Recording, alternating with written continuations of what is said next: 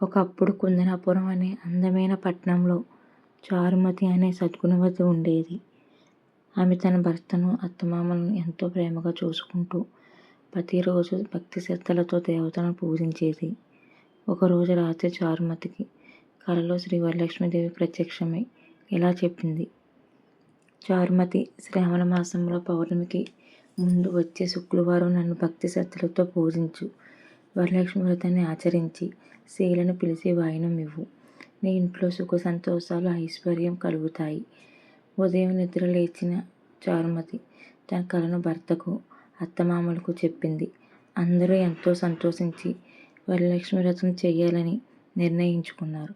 శుక్రవారం ఉదయం చారుమతి ఇంటిని శుభ్రం చేసి పసుపుతో కలశాన్ని అలంకరించి మామిడి ఆకులు, కొబ్బరికాయలతో వరలక్ష్మి అమ్మవారిని ప్రతిష్ఠించింది. పువ్వులతో అలంకరించిన దీపాలు వెలిగించి భక్తి శ్రద్ధలతో పూజ ప్రారంభించింది. చారుమతి పూజ చేస్తుండగా ఒక అద్భుతం జరిగింది. ఆమెతో పాటు పూజలో పాల్గొన్న స్త్రీలందరూ ఒక్కసారిగా తమ కాళ్ళకు గజ్జెలు, చేతులకు బంగారు కంకణాలు వచ్చినట్లుగా గమనించారు. వారి ఇళ్లలో కూడా ఆనందం, సౌభాగ్యం వెల్లవిరిసింది.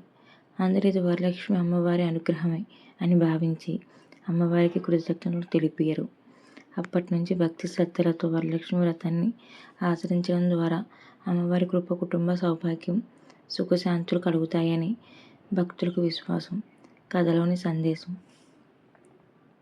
నిజమైన భక్తి, మంచి మనసు, కుటుంబంపై ప్రేమ, విశ్వాసంతో చేసే పూజలకు అమ్మవారి అనుగ్రహం లభిస్తుందని ఈ కథ మనకు తెలియజేస్తుంది.